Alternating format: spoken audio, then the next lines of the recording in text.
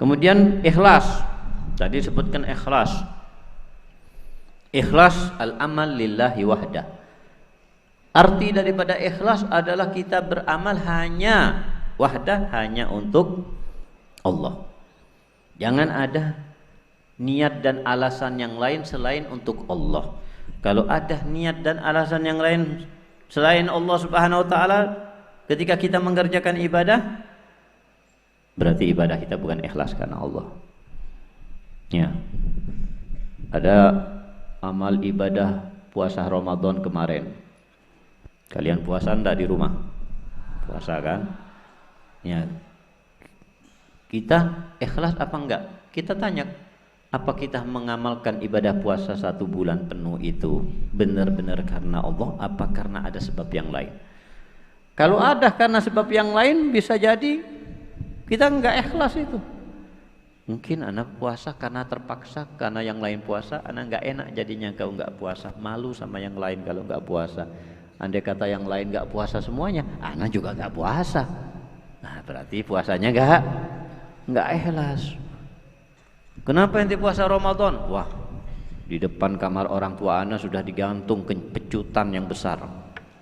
Kalau enggak puasa, nah berarti enggak ikhlas karena Allah Subhanahu wa taala.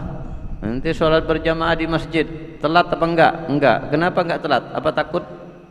Kalau takut dengan rotan, berarti enggak ikhlas karena Allah, tapi ingin mendapatkan pahala dari awal sholat berjamaah.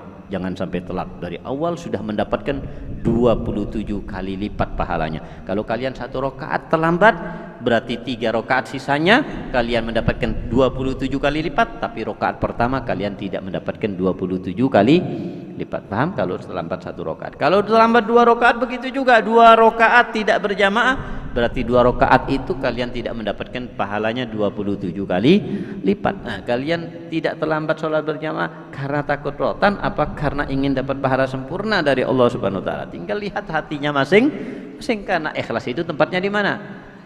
Ya, ikhlas itu tempatnya di hati. Yang terkait dengan kita diwajibkan bukan hanya ibadah, tapi kita diwajibkan juga untuk ikhlas dalam ibadah. Wa ma khalaqtul jinna wal insa illa liya'budun. Allah ciptakan bangsa jin, bangsa manusia kecuali untuk ibadah kepadaku, kepada Allah Subhanahu wa taala. Wa ma urid kullu syai'in ya halikun illa wajha. Dikatakan oleh Allah Subhanahu wa taala segala sesuatu akan binasa. Katanya ulama, dikatakan dalam salah satu tafsir ayat ini, kullu syai'in halik, artinya semua amal ibadah manusia akan binasa, enggak ada manfaatnya, illa ma urida bihi wajhullah, kecuali yang diinginkan untuk mendapatkan ridhonya Allah Subhanahu wa taala. Apa maksudnya mendapatkan? Enggak ada keinginan dipuji orang, enggak ada keinginan takut sama orang. Kalau enggak ibadah anak takut, kalau anak enggak ibadah nanti dipukul, enggak ada. Kalau enggak ibadah enggak dikasih duit, kalau enggak ibadah nanti anak dikucilkan, kalau enggak ibadah anak diejek, dibully dan seterusnya.